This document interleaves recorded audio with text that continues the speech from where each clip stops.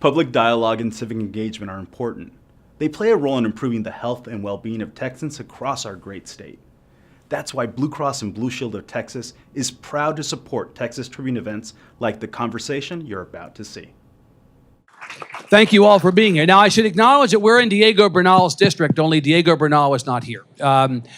Diego Bernal, representative from San Antonio, is very generous in doing a lot of Tribune events, just did one on school finance, and so he's not here today because we've already used up our Diego chit, even though he lives like 4 blocks from here. But in deference to him, Representative Minjarez, I want to start with school finance. He is Vice Chair of the Public Education Committee in the House. He is part of the appointed school finance task force to study school finance that came out of the last special session, at the end of the last session. Are we going to be any closer to solving this problem heading into the next session than we were in the last? I certainly hope so. The reality, look, I worry we're not going to get there again. I'm very proud that Representative Diego Bernal has become the emerging leader on this issue. And as members of the delegation, we look to his leadership and his insight because he's in the trenches. But my concern is, you know, we got really close. I know the Texas House came together on their version of school finance, but we just couldn't come to an agreement in the Senate. And my concern is, I think we may end up without a resolution again next session. Representative Gutierrez, the Senate would say, let me speak for not the Senate institutionally, but Republicans and particularly the Republican leadership in the Senate, that more funding for public education was within sight, was within reach, if only you all would have accepted some form of school choice, vouchers, define it as you wish. The Lieutenant Governor had said going into the session, no one without the other, and as always, he was transparent about his intentions. So if you would only accept what they want on the school choice side, they would give you the money that you want on school finance. Well, look, I've never been a big proponent of charters. That said, historically, some have proven to do the right thing and do well for our kids. Some haven't done so well. It sounds familiar, right? Sounds like some of our public schools. Most do well, a few don't.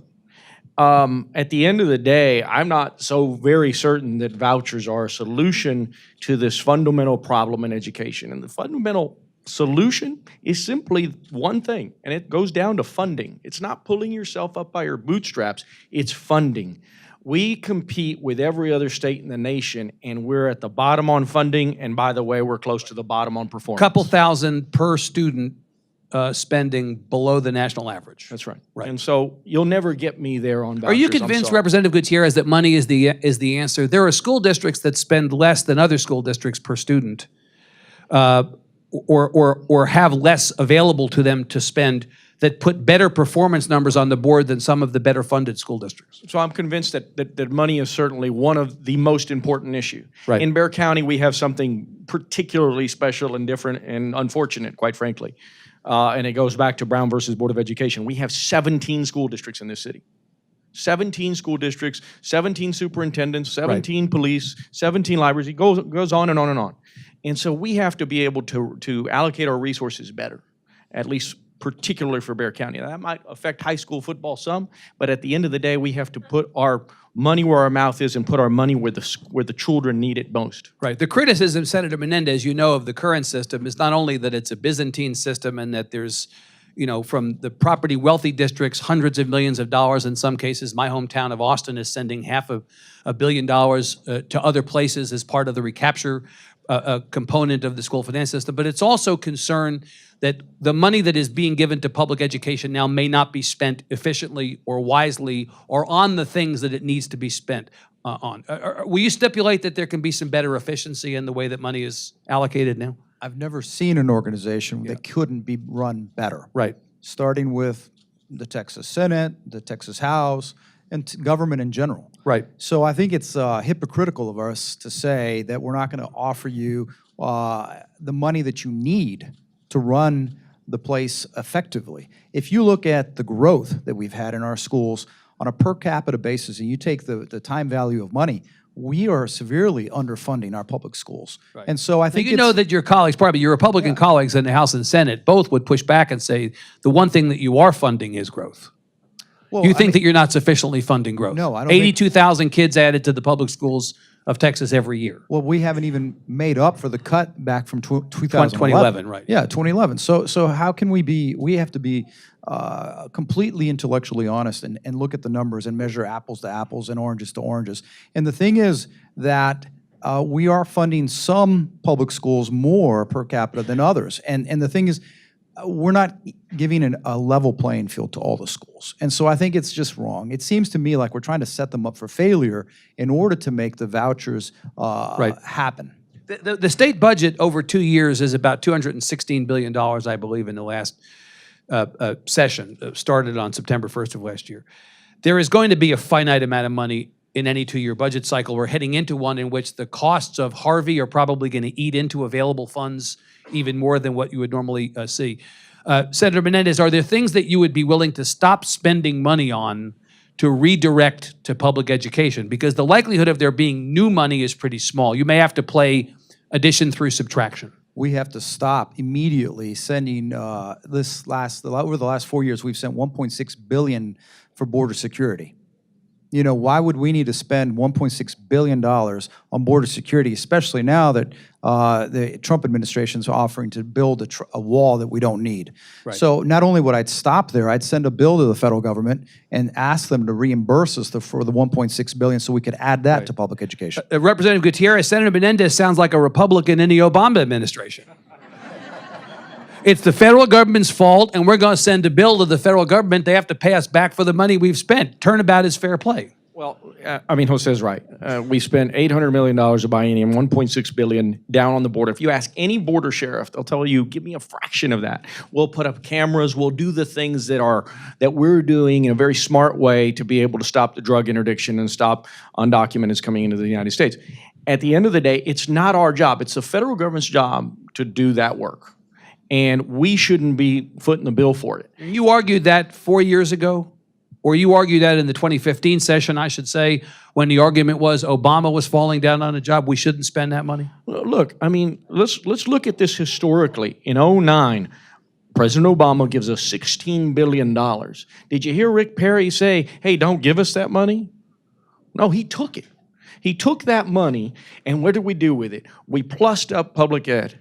And then what did we do in 11? We cut it again. Right. What did Abbott do in 2015? We got in there. He gave $117 million to a half-hearted, can I say half-ass? Yeah. Half-ass. You just did. Half-ass pre-K program. We need pre-K in the state of Texas. We need an all-day, fully funded, universal pre-K program for all of Texas. So you would want to see money reallocated? And let's be clear, that costs $817 million. Take that money off the border and put it into pre-K. Right. Representative Minjarez, are you satisfied that the border is secure enough now, or would be secure enough if we pulled up stakes and did not spend that money? That we can say to Texans along the border and elsewhere, we're comfortable letting this expenditure go by the wayside? You know, I think the resources that have been put to border security are sufficient. I think that at this point we need to focus on putting priority on funding public education and our children in this state. Right. So that would also be your target. If you were going to go into the budget and re-engineer the state budget to free up money to put into public education, that's what you would do? I would do it. I did it with the Texas Attorney General, taking over $1 million from him and putting it towards Child Protective Services. Right. So you think, yeah, right. Anything else, Representative Gutierrez, anything else in the state budget that you think we could stop spending money on to redirect to either public ed broadly or special or a pre-K specifically, or anything else that you want to do? Let me add one last thing to that last comment that I did. That's what happened in 2015. In 2017, what happened to the $117 million? We never got it back. So what when in effect happened was an unfunded mandate to our schools that initiated the pre-K program. We've got to stop these unfunded mandates. First, our primary schools, as well as our secondary schools, our colleges, universities. We are passing down unfunded mandates to our educational institutions at a colossal pace, and it needs to stop. So there's no deal that you'd be willing to make, Senator Menendez, Representative Minjarez, just to go back to the question I asked Representative Gutierrez. If the Senate came back to you in the next session and said, if you accept some modified form of vouchers, we'll give you $1 billion or $1.5 billion for public ed funding, would you be willing to take that deal? Because there are urban Democrats who have sided with some Republicans on the question of so-called school choice. No, the reason I would deny ever making a deal on the vouchers is because the vouchers are just a way to siphon out students whose parents can afford transportation, food, uniforms, and other things, because the vouchers don't cover the whole cost. There's no way they can cover the whole cost for every private school. It also doesn't mean that if you provide a voucher that the private school is going to have to take the child. They're not obligated. They're not obligated to take any child. So you're leaving our community, neighborhood, public schools with only the children that can't take that handout. And so I think it's wrong. We strengthen all the public schools, make them the best in the nation, and then we won't have this argument. Representative, anything that you would be willing to accept in the form of vouchers or some modified school choice program? No, I'm in agreement with Senator Menendez. I hate that, over one pot of money, public schools have to suffer in order to come to an agreement and provide vouchers. I'm not going to agree to that, and I'm not going to support that. Representative Gutierrez, let me ask you about local control. This has been a narrative through line in the last couple sessions, and probably now that Austin has passed a mandate for paid sick leave, not just for the public sector, but for the private sector, it's probably going to be a narrative through line in the next session.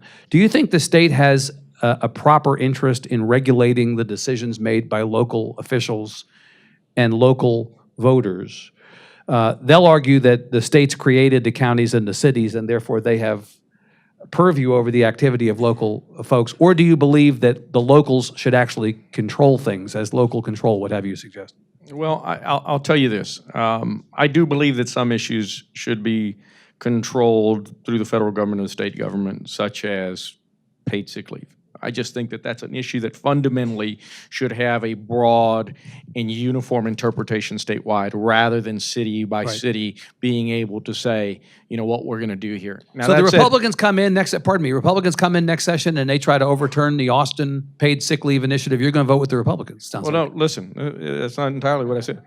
Most certainly, people should get paid sick leave. I believe that in my heart. But you don't think the city is the venue for that to be litigated? So we have this great pre-K program in San Antonio, and I was all for it.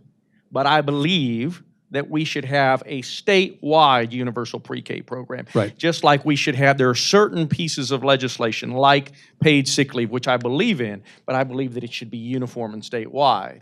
Right. Now, it's something that the legislature should decide wholeheartedly. Now, when it comes down to a local tree ordinance, we have heard from the Republicans, local control, local control, local control for years, up until this last session. All of a sudden, it became, over the last 2 election cycles, all of a sudden, and what happened? You started seeing Democrats winning in Dallas, in Houston, in San Antonio, in Austin, certainly. And so it's become this situation where the Ds are winning in municipalities, and they're just not. And so now there is an attack by the Republican Party on local control, and that's simply just wrong. Right. Representative Minjarez, this is a political issue? This is what this is about? I mean, Lieutenant Governor at one point talked about Democrat mayors in these communities and their city councils passing ordinances that were inappropriate, that they somehow restricted the liberty of either business owners or of citizens, and that the state needed to come in and take the shackles off that the cities and city officials had put on.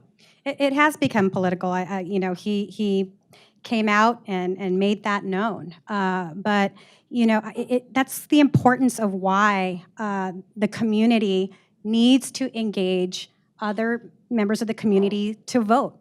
As long as leadership continues the way that it is and they want to attack local control, it's not going to change until the voters make a change and replace who's in leadership. Right. I mean, the fact is that if the voters, Senator Menendez, of a community elect those local officials, the check on those local officials is the electorate, right? It's not necessarily the state. If the voters don't like what elected officials at the local level are doing, they've got an opportunity every 2 years to turn them out of office. My first session was 2001. I can remember as if it were yesterday. Any time that we would try to pass a bill, a law with a statewide implication, it was like, no, we should let the elected officials at the closest to the people decide. Right. That's why we have independent school boards. That's why we have city councils, county commission. And you know what? I have to agree that there are things that require a federal uniformity, but there are things that are decided that are just, if the people, the voters decided this is what we want, then they can decide and undo it. We should respect the will of the voters. And in fact, to that point, one of the flashpoints on local control this last session, or at least that's how I view it, was this question of property taxes and the degree to which voters should be brought into a conversation beyond a certain percentage increase in the property tax. Where is the trigger? This was a big fight that the House and the Senate could not get on the same page on. Ultimately, nothing happened. The governor's campaign came in after the session and suggested an even lower threshold for the voters to be brought into the conversation. Representative Gutierrez, do we need to fix property taxes? Let's begin with the premise. Is the premise the correct premise that property taxes are too high and they need to come down? Well, let's just not make up legislation by rumor and innuendo. You know, You think that's what they were doing? That's not what I was doing. no, that's not what you were doing. Okay. That's what the Republicans Okay, are doing. yeah. I mean, let's face it. I think the rollback rate was, what, 8%? I think there was a disagreement about 8 versus, was it 8 versus 6? I think the current law is at 8, and so they wanted to go back. They actually wanted to go back to 4. Right. And 6 so and then, 4 were the then, two then there was proposals. this notion that we would come up and come up with an agreement at 6. At the end of the day, So people are clear on this. What it meant was if local officials wanted to increase property taxes above a certain percent, they had to go to the voters to get the voters' approval. that's correct. Right, which sounds like something out of the civics textbooks. Doesn't Hey, sound so bad. It sounds great Right. if you actually showed a municipality that actually did that over the last 10 years. Not a municipality, not a college school district, not anybody. The number of institutions that had done it were minimal. So you think they're solving a problem that doesn't exist? That's exactly it. If you want to have a real, let's have a tax discussion. Let's have an appraisal cap discussion. Appraisals are going through the roof. People are being priced out of their homes. Gentrification is happening. We need to have that discussion, that policy discussion. Right. You've seen it in Austin over the last 15 years, and it's happening here in San Antonio, and poor people are being taxed out of their homes. Right. Mom and pop businesses like my wife and I, who opened an Italian restaurant, don't ask me why we did that. Thank God we closed it. And it was lovely. But, you know, we experienced a 300% tax increase because there are no caps on small businesses like there are on your residents. And so small mom and pops are being priced out of the ability to make it in America, and that's wrong. Senator Menendez, the argument that city officials made, among other things, is you've put a lot of business that used to be in the hands of the state on local officials, on counties and cities, on school districts, on hospital districts. As the state has tried to cut its budget over the years, it's done that by essentially pushing off the responsibility for programs on local authorities. And then the state comes back in and says, we want to limit the ability of local authorities to raise the revenue necessary to implement those programs. Is that a legitimate point? Yeah, that's on their part? Well, no, yeah. As a former council member, you understand that your hands are, in essence, being tied beyond a certain point by the state if this kind of a law gets passed. Without a doubt. And I think in talking to local officials, they could have lived with, I think some of them said the 6% was something they could have lived within. They didn't envision having to go over 6%. And if they did, they would go to the voters. I think that when you go down to 4, it creates this artificial, we did something for taxes. And what I think is the most disingenuous and harmful thing is to go up there, pass something that doesn't really do anything to give people relief on their personal tax bill. That's my concern. We should be working on stuff like maybe an increased homestead exemption, a statewide homestead exemption, so that the mom and pops who've done nothing to their homes. Right. And look, there are neighborhoods, if you go right around the Pearl, which has been a tremendous success, but there are homes where people have lived there for generations, passed down family to family, done nothing to increase, but their tax value has increased 200 or 300%. People in their 40s, 50s who say, I've done nothing. I can't afford the taxes. So to Representative Gutierrez, is correct to say that the appraisal issue is maybe more problematic than the tax issue? Yes, and what I'd like to see happen is a real change that would give people real relief and not something artificial that makes it just something we can beat our chest on. The last time there was a big swap out of taxes and property taxes were supposed to go down, it feels to me at least like when I talk to people around the state, nobody even felt the cut. So part of the problem is you go to all this trouble of making a property tax cut and then people get some nominal amount of money and ultimately it doesn't really have the impact that it's supposed to. It's more of a political issue than an economics issue. That's the problem, and that's why people are, Right. I believe, why people are disenfranchised and are apathetic about, and feel like, well, why should I vote? Nothing changes. Right. And Representative Minjarez, the point there is also that you tie it back to the question of school finance. As taxes have gone up in local communities, it's in part because the state has reduced its share of spending on public education, and so local taxpayers are being asked to foot the bill. Exactly. And they're getting, and I have constituents that say, they're getting resentful about that. And some Right. constituents that say, my kids are grown, they're in college, why do I have to keep continuing to pay my fair share for public ed? And in explaining to them, well, it's a constitutional responsibility. But beyond that, the entire community benefits, Representative Minjarez, Sure. does it not, from a good Yes. public education system, whether you have kids in the schools or not? Exactly, and that's the what state benefits. Right, and I explain that to them and Right. tell them, I want an educated society. Right. It is our responsibility. So this question of property tax is interesting because part of the reason that the property tax is as high as it is because we've had to replace the money that the state is not paying for public education. Part of the reason that property taxes are high is because we have so many uninsured people in the state. People go to the hospitals that are obligated and should see people even if they don't have coverage, but then those uncompensated care costs get passed along to all of us. There seems to be behind this an idea that the state does not need to solve these problems, or at least is not able to solve these problems. When did we get to a situation here and elsewhere, Representative Minjarez, where government felt like its job was to do less and not more? Is there a problem with that? I think it's more a political rhetoric. We as legislators, we have a responsibility to address those problems, to actually go and make an attempt, a real attempt, Right. to make life better for Texans.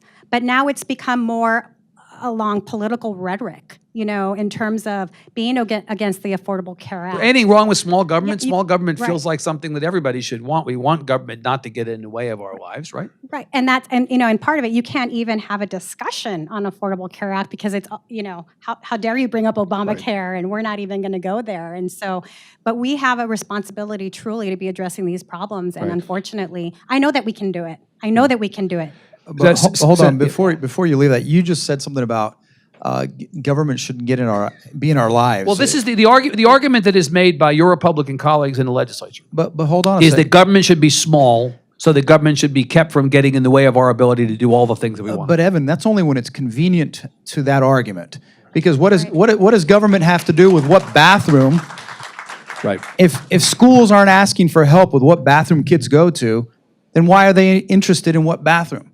Right. My favorite sign I saw in a business the other day, it had a picture of a man, a woman, an alien, someone, and it said, "I don't care, just wash your hands." The reality is that we're looking to solve problems that don't I exist. think small government is a political convenience when it's convenient. It's when it's convenient. Right. Because why not let doctors, if we have an opioid crisis, and you want to address the opioid crisis, I've talked to lots of doctors who said, Right. why don't you expand the Compassionate Use Act to let people use medicinal marijuana to get them off opioids, which are killing them. So that's government getting in the way of what doctors know best. Right. Representative Gutierrez, the theory here is if you want to fix the property tax problem, fix public education finance. If you want to fix the property tax problem, fix the problem of the uninsured in Texas. Those things are expensive, but that would be one way to get the property taxes locally down. Well, look, we have to think outside the box as well. We haven't talked about raising revenue and where we're going to find extra Okay, revenue. good. As you're about to get in a Senate race, we'll get to that. Please speak candidly and expansively about your desire to raise taxes. Go ahead. Well, let's be clear. I didn't say raise taxes, but I'm going to Okay. tell you. Yeah. I'm going to tell you how. First off, we need to have a real policy discussion on raising our motor fuel tax. At least not raising it, but at least indexing it. We haven't done that since 1991. Our highways are in tremendous disrepair, and so we need to have that policy discussion down the road. But I'll tell you where we can raise $2-3 billion right now, and this might be unpopular with some of the folks in the room. Back in 2009, José and I were in the House, and we talked about 13 destination resort casinos in Texas. It'll raise about $2 billion in taxes. Those $2 billion should go to public education. Okay?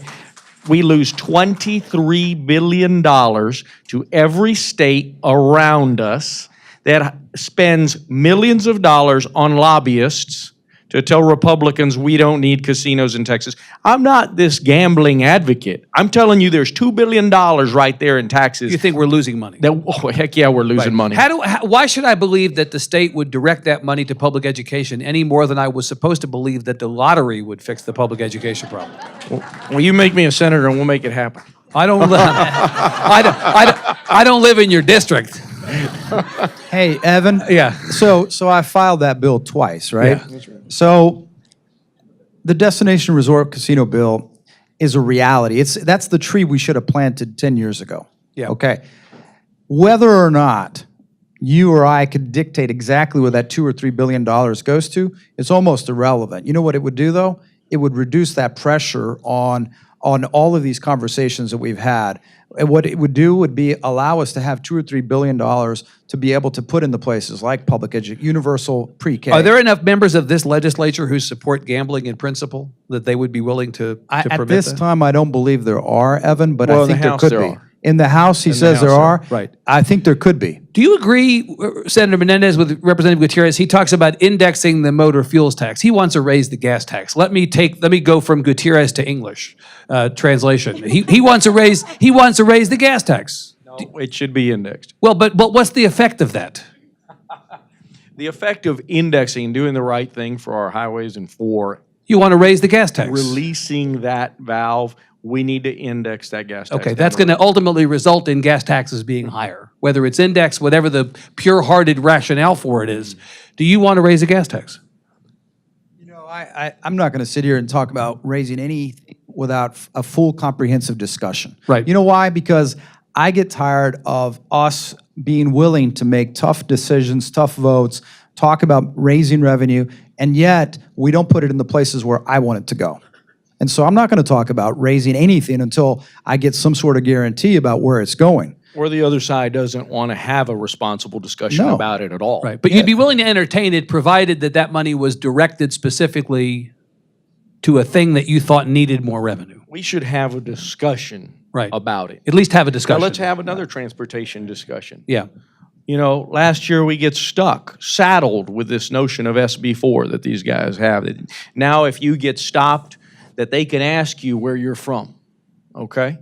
So if we're going to do that kind of draconian policy and make another unfunded mandates for our cities, why don't we give those 500,000 undocumented that are driving, why don't we give them a license, a type of driver's permit, so that they're not faced in that situation, so that we know that where we are, it's the conservative right thing to do, and we'd raise about $125 million. That might be a drop in the bucket, but it'll handle about 3 programs that TxDOT has that are important to their management structure. Right. Well, here's something else that helps, though. If you give everyone the ability to have a license of some kind, maybe it's not a full license, but the ability to buy insurance. Right. Because we're all paying for insurance for uninsured drivers.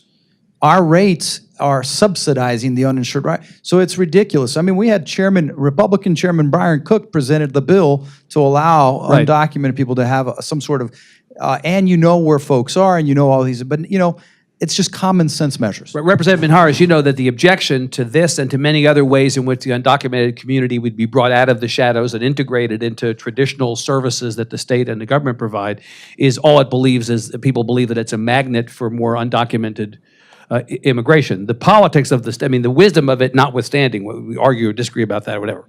But the politics of the state are not going to permit a discussion like that now, are they? Oh, no, the Republicans are thriving on that. You know, It's a political It's argument. a But look, political it's a political argument that, at but- least for the but moment, it is working in Texas, right? It's working in Texas, and it's working across the country, unfortunately. Yeah. And that is what they take pictures when they campaign in their mailers, being on these boats on the borders with their AK-47s, in their fatigues. That is what they thrive on to get votes, and they thrive on hate, and they thrive on anti-immigrant, Right. and that's what they're doing to try to win. I want to talk about politics again in a second, but let me just go back to quickly with you where I was with these two on the question of revenue. Should there be additional sources of revenue in the next session? Are there taxes you'd be willing to entertain raising or sources of revenue that we should look at? No, I think in terms of, one of my passions is transportation and trying to find additional funding because we have a lot of people moving into the state of Texas. Right. You know, we're business friendly. We attract a lot of people to move here, but we don't have the infrastructure to support all of those vehicles on our highways. We don't have the money to keep making more highways. And so we have to look at different ideas, think outside of the box for revenue.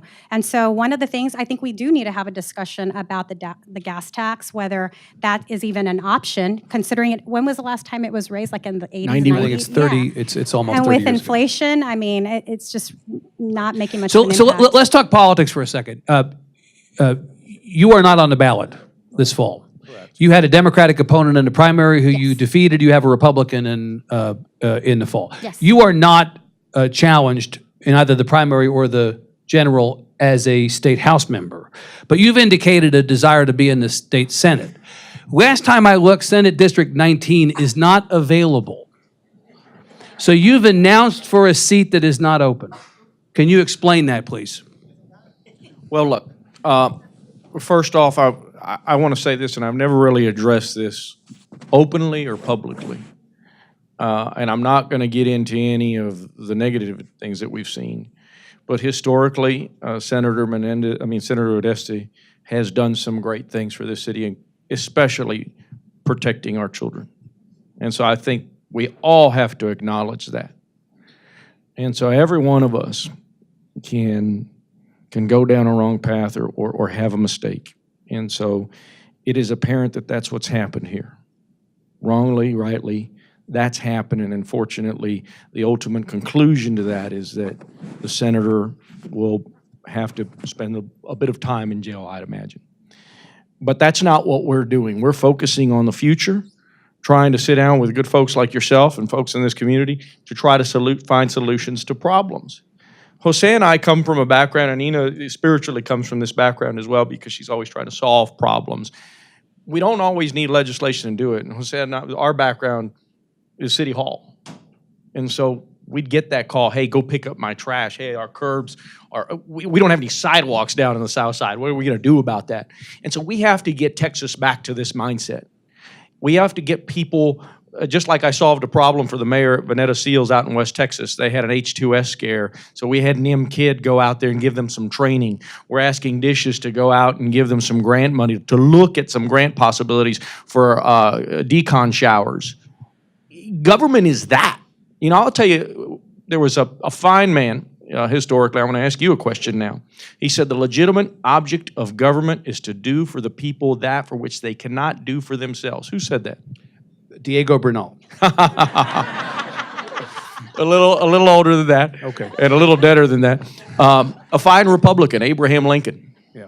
And so we've gotten away from that. And the guys on the other side of the aisle, they don't want to go fix things. So the point is, Representative, you expect that seat is going to become available either by Senator Uresti's choice or by somebody else's choice, and that's why You're not going to let me deflect here today. Hell no, I'm not going to let you deflect. You're not going to let me No, deflect. okay. Okay, Let me- yes. yeah, okay, We're so- running for the Texas Senate. So let me ask you, whether you're running or not, whatever you're running for or not, let me ask you about the political environment. My sense in this midterm, when the President of the United States is not on the ballot traditionally, is that the President of the United States is on the ballot. If you're a Democrat in this country this year, no matter who you're running against, no matter what you're running for, and no matter where you're running, your opponent is Donald Trump. That appears to be the case. If you're a Republican, Nancy Pelosi is your Donald Trump. This has basically become nationalized. Yeah, but you know what? That's a weak argument. I think, look, Which side of it? both. I can't stand so many of the things that I find morally reprehensible that our president has done and said. You know, just the latest, his policy of separating children from their families. You know, I can't believe the next time someone runs on family values, they better check themselves on where they were on this policy. You know, I can't stand that. So then how, but if you're so disgusted, Senator Menendez, if you're so disgusted by that and you were on the ballot this time, you want to tell me you wouldn't be running against that? Well, but I think that's just the weak way to run. You got to run on issues. You got to run on what you're going to do. I mean, you know, 20 years of experience tells me that people want to know what you're going to do. And so, yeah, I mean, obviously,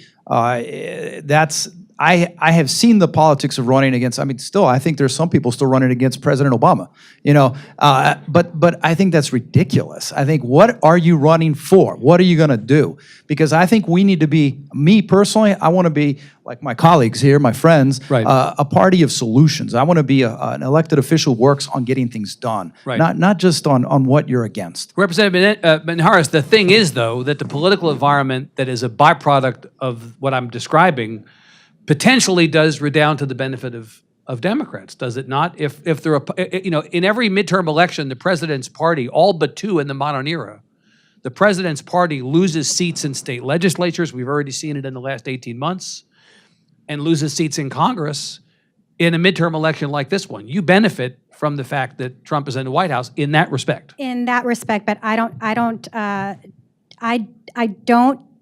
proceed with a sense of arrogance about that, because the way that I feel, Texas is a different animal. I really believe that. And Democrats, especially Texas Democrats, can't assume that what's happened in the country is going to happen here. We cannot take it for granted. We can't assume and lay back and say, oh, this blue wave is coming. I don't believe that. I believe that we all have to do our part Right. to ensure that we stay elected, and we got to get engaged, and we got to give a reason to our voters why they need to come out and understand that government touches every aspect of their life. So what's your over-under on the number of Democratic pickups this fall? What would you say is the number that you're looking at is kind of this is the target? In the Texas House? In Texas House. I think we're probably going to get anywhere from 6 to 8 seats. 6 to 8? Democrats. Does that sound right to you, Representative? You know, that's fair. That's fair. I think that we're going to see 6 to 8. And I think in part you're right. You know, certainly, do I run against Trump? I don't. I try not to talk about Trump. But if Latinos aren't motivated about what is happening in the White House, you know, our country never stopped being great until this guy got in there. Well, my question, Representative Gutierrez, would be, the guy started his presidential campaign on June the 16th of 2015, descending an escalator in Trump Tower talking about Mexican rapists. If that was not a motivation for Hispanics to turn out to vote, I don't know what would have been. And yet in the last election, Hispanic turnout wasn't that much greater than the previous election. And that's a problem. And I'll tell you this. and yes, I've been campaigning for the Texas Senate. And that Senate district goes from the east side of San Antonio, African-American community, all the way to Alpine and Pecos. Yes. And as I talk to my friends on the east side, I tell them, what's the difference? What's the common denominator that makes the African-American community vote more than the Latino community? And historically, that's the case. Yeah. And I haven't quite pinned it down, but we have to figure that out. And we have to get Latinos to get mad, to get angry, to figure this notion so that we can go out and get people like this that espouse this hate and this anger Right. and this antithesis to problem solving that you see up here. Because that's what we have in Austin. There is no problem solving from the other guys. It is all about remaining in control and in power. Right. And it doesn't solve anything. Senator Menendez, to your point about the separations at the border, you can add to that the fact that Texas has the second highest DACA population of any of the states, only behind California, and yet there is consistent talk about how the DACA program is going to end. We can talk about deportations and detentions by ICE. There have been a lot of things that have happened over the last 18 months that you would think, without regard to party necessarily, would motivate the Latino community to be more active politically. Correct. Do you have reason to be optimistic about that in the next cycle? Yes, I do. I believe that next election cycle, you'll see an increase in Latino voter participation. I think there's so much out there. I also think that you're seeing, and this has really been so good to see, so many younger people engaged in the process. And I think that's going to bode well for everybody. I think we're seeing, but Latinos across the board are going to come out in bigger numbers. Here's a big problem that we've had that I think a lot of elected officials have done.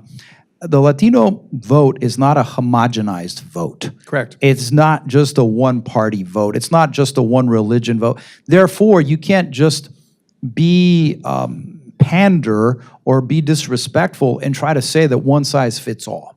And so you have to be respectful and understand that, yes, and some issues, some maybe social issues, the Latino community can tend to be more conservative as the older Latinos are.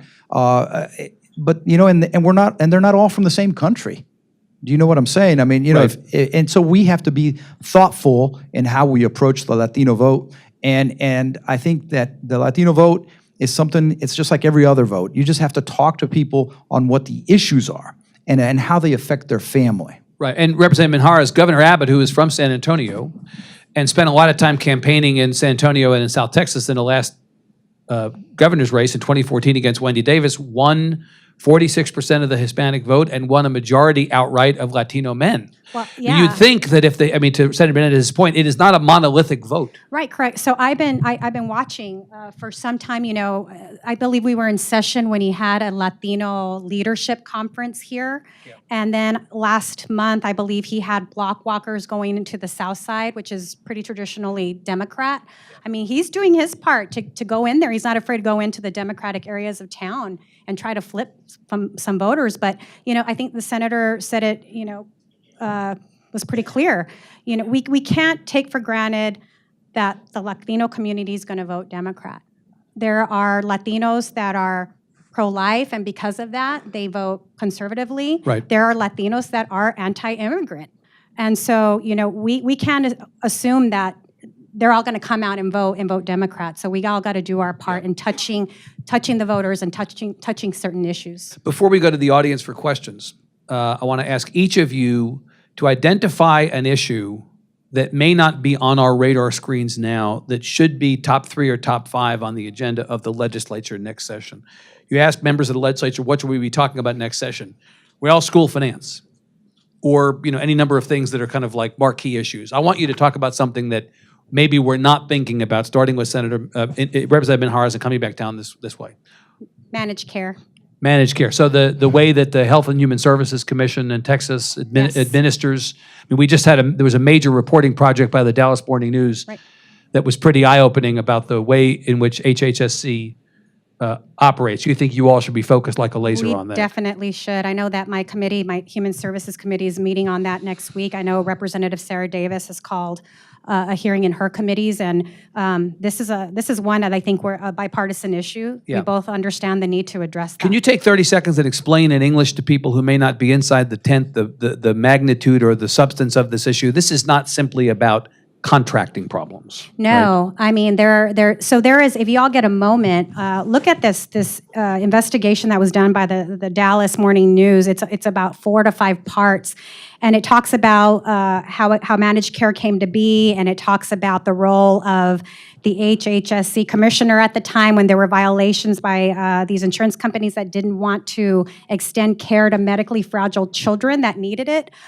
They were hit with fines, and the commissioner on his own went and reduced those fines.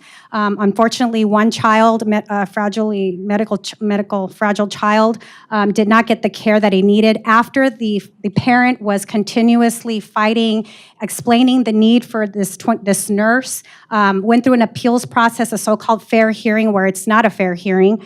And unfortunately, because that nurse care wasn't granted, this child ended up brain dead. And so this is a serious issue that we all got to address. I mean, there's so many layers to this. Right. Okay. Senator Menendez, what issue would you put in your top 3 or top 5? You know, it's sad, but I think the one that we have to address immediately, and we cannot come up with solutions and then force the local school districts to pay for them. We've got to address the issue of safety in our schools with these incidents of shooters. You're not satisfied with the governor's response? No, I'm not. I don't think the answer is to have any teacher who wants to carry a gun that signs up to have a gun. I don't think that's the right answer. I think the state needs to step up and do what it has to do to increase safety in our schools. Our children don't feel safe. Which means what specifically, and how will you pay for it? Okay, well, one of the things is, once again, let's go back to that border security, that $800 billion per biennium, and readdress that and bring it back. So you would redirect it to do specifically what to fix the problem of safety in schools? So there's a couple of ways. The fastest way, you can bring licensed peace officers onto a campus, number one, fast way.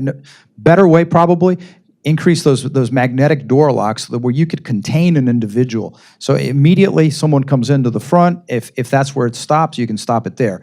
if they're, and then you have to have cameras throughout the school so that Right. someone could tell the police officer, the shooter is in this vicinity, they're locked in between. If you could get them locked into an area, that would be maybe addressing classrooms with a secondary door, an exit door of some kind. Yep. So there are, I'm not a safety expert, but I do know there's a problem and it needs to be addressed. And this is a big issue. Representative Gutierrez, what would your something not on our radar screen, what would it be? So yes, in campaigning all the way to West Texas, we need to look at energy. We need to incentivize wind and solar. But we also need to look at our hard driver. There's always has been the hard driver in Texas, is the oil and gas industry. And we need to look at what is happening to those local communities and their roads. We had a bill that unfortunately was found unconstitutional on our energy roads. We also have Prop 1. Prop 1, when oil and gas is going well, we take money and goes into our state highway funds. And that's a great thing. But we're not fixing the infrastructure for those communities. Right. The reason that's important, that we should fix the infrastructure in Pecos, Texas, because not only because one, they're having a death case every week on that highway, on Highway 285 between Pecos and Carlsbad.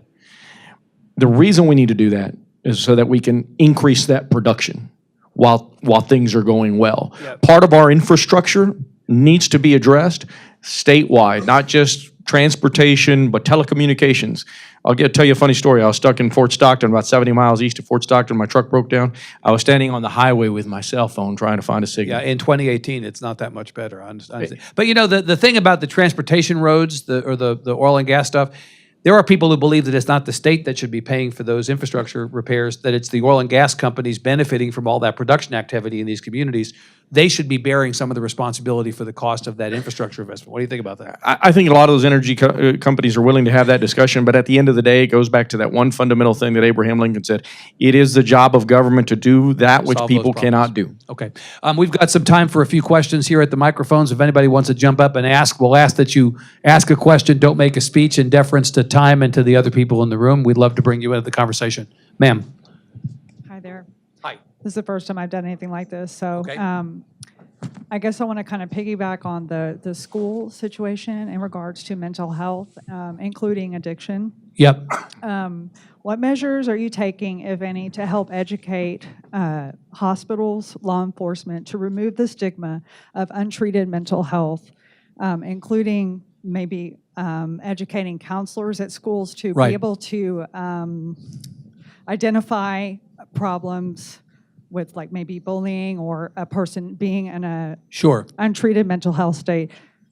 So That's a good question. And in fact, Senator Menendez, you know that part of what Governor Abbott did do in response to this was identify, and others identified, mental health as a component of any solution on the school safety. That's a positive. And let me tell you, I want to thank you for that question, but also Representative Minjarez and I, we partnered on the cyberbullying bill, the last one that passed David's law.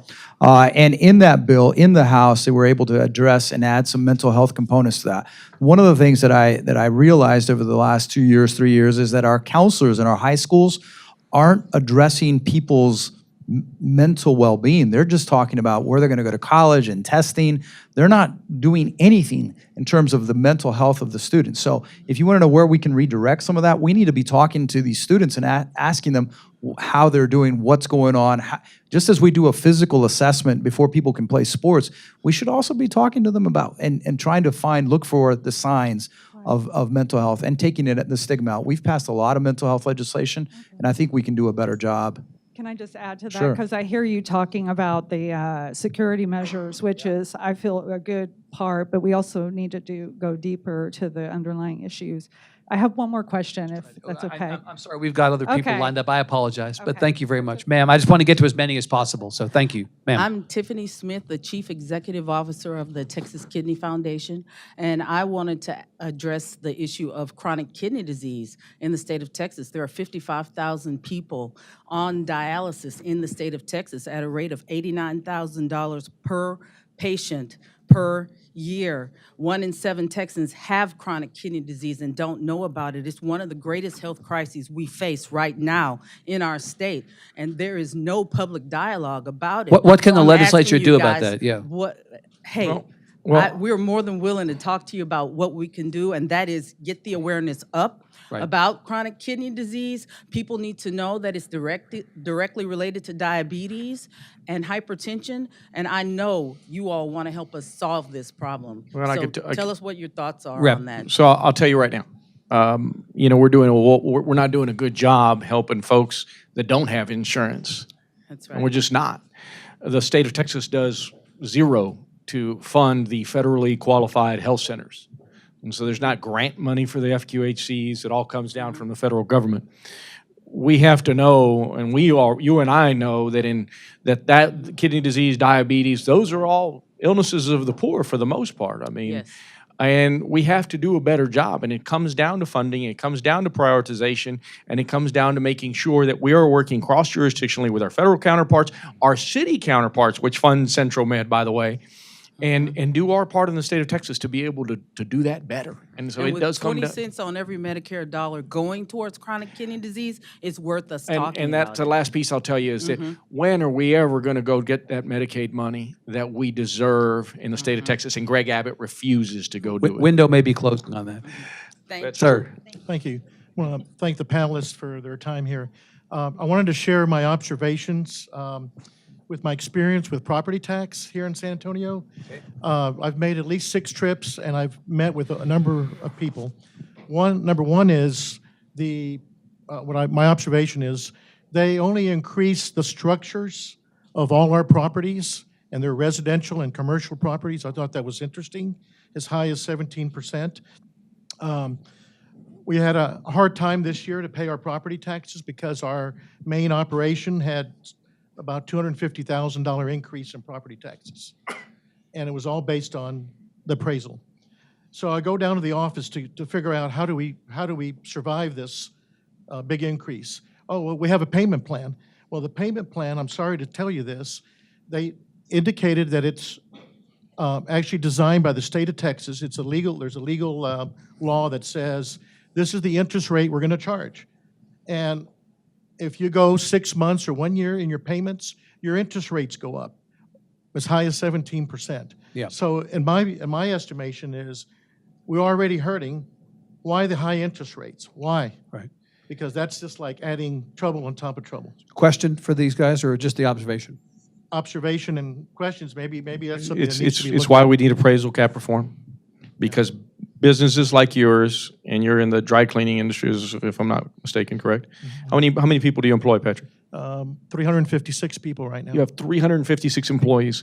Most people in this room and outside in the public say, hey, Patrick's a rich guy. You know, I know that people would tell me, oh, you have this restaurant, you've got this other building over here. We're just trying to make it, my wife and I. We're trying to figure out that path to our retirement. But here you are employing 356 people, and the state of Texas is not taking care of you on appraisal reform. We need to do something about that. We need Republicans to put their money where their mouth is, because they're not doing it. The other thing is, we'll certainly look at maybe looking at some legislation about making payment plans a little bit better for mom and pops like yours. Sir. Thank you. Thank you for having me. What is the state doing regarding the minimum wage increase?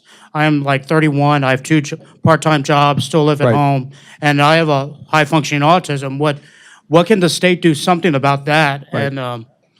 And that's all. That's a good question, Greg. Representative Minjarez, the state and the communities are on a different page as far as this goes, Yes. right? Local communities have a little bit more of an ability to manage the question of the proper wage, but the state doesn't seem to be particularly interested in that. There have been multiple attempts. Since my first time in the legislature was the 84th legislative session. I know in the House, at the time I believed it was Representative Martinez Fisher that pushed for an increase in minimum wage. And then we tried again, but leadership's not letting it happen. But we keep trying, and we just don't have enough votes to get that through. And the concern, Senator Menendez, is this is would potentially be another mandate on private business, which is, kind of back to paid sick leave, right? Yeah, no, and I filed a minimum wage increase bill also in the Senate. We couldn't even get a hearing in the Senate. It's just, I hate to tell you, but it's currently, the majority are opposed to any changes in these sort of things, and things that sort of seem to help at the lowest level. I think to Patrick's question too, what I find a little bit disingenuous is at the state, I hear from time to time, we should just do inflation growth in terms of, so why not pass something that says we're just gonna, the interest will be what inflation is? Why are we gonna make money off his inability to pay his property taxes or anybody's inability? I need to bring this to an end here. I apologize for the people who are lined up to ask questions. It's 1 o'clock. We promised to let everybody go at 1 o'clock. Please thank Representative Gutierrez, Senator Menendez, Representative Minjarez for being here. Thank you to Alamo College and the Chancellor. We appreciate you all coming. We'll be back. Thanks very much.